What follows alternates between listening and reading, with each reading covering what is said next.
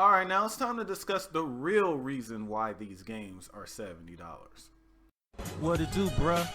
Talk of the town, Nintendo, Doc Trey still holding it down, still make the best games, and you know this, bro. It's the truth. If you don't like it, you can have that seatbelt. So there's been a recent raise in cost of these newer next gen games, with them now costing $70 instead of $60 like they have in the past couple generations.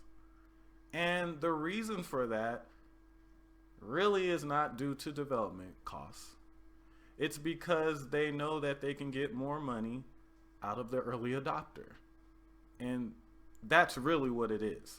Now, I've seen many different reasons for why this cost increase has happened and is happening, but when it all breaks down to it, it's happening because these publishers know that they can get away with it. That's the real reason why it's happening. You can say it's because of raising development costs. You can say it's because of having bigger teams. But honestly, that's not the real reason. You got to ask yourself this question.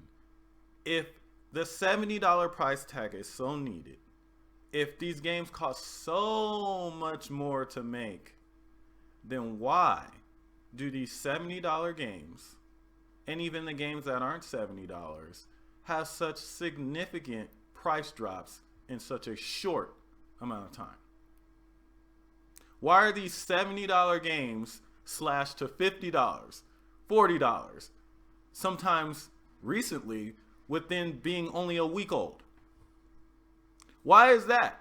If they cost so much more, if they need these $70 price tags, why are they so willing to cut the price so fast? It's because, like I said, these $70 price tags are for the early adopters, the people that have to be the first to have a game, the people that have to day one a game. Those prices are for you guys. And the other prices are for everyone else.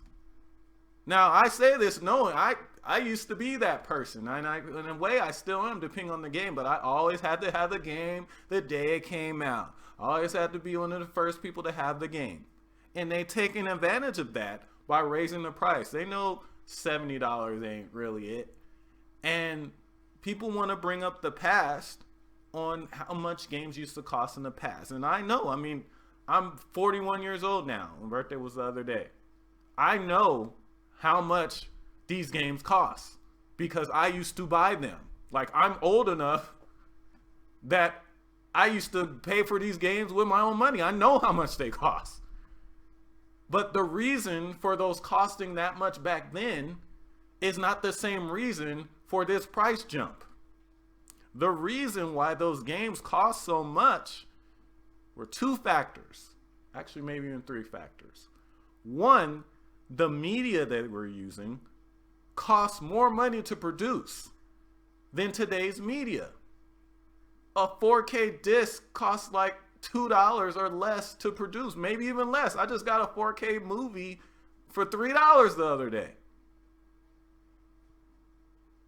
N64 games back in the day cost at least $28 per cartridge to manufacture.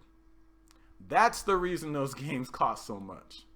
And then even then, because of the stiff competition from Sony with the PlayStation 1, which used a CD and their games were way cheaper, Nintendo ended up folding and actually started releasing. They either found a way for cheaper carts or they just started straight up releasing games cheaper. The development cost of N64 games got higher, yet they lowered the price of N64 games to compete with Sony. Mortal Kombat Trilogy came out at the N64's launch, and depending on what store you went to, it was legitimately $70 to $85. Mortal Kombat 4 came out 3 years later, at least. And that game launched at $49.99. These companies are pushing these games to $70 because they know some people will buy them. Another reason why games used to cost more back in the day, even outside of the cost of distributing the media it was on, or manufacturing the media used, is because game sales weren't as high as they are now. Now video games are the most mainstream behind what? Music. Video games are probably the most mainstream product you can get. Everybody plays video games. Everybody buys video games. Back in the day, it was not like that. It was only a certain type of people that bought and played video games regularly. And it wasn't nearly as many people now. So of course they have to price the things higher because there's less being bought. As a gamer that grew up playing games in the 80s and 90s, I'll tell you, you guys have it a little different. Unless you had like some money, like some serious dough, most gamers probably got maybe five or six games a year. Gamers today buy like 3 games a month. So of course the games are going to cost more. Back then they weren't making as much money off of it. But even with the higher development costs and all that, trust me, they are making hand over fist way more money off of gaming than they were back then. Way more. And that's why you see these games drop in price so fast. Some of these games aren't even 2 weeks old, and they drop $20, $30. So your brain should tell you right then, whoa, maybe these games don't actually need to be $70 if they can just dramatically drop the price like that in 2 weeks. Think about it.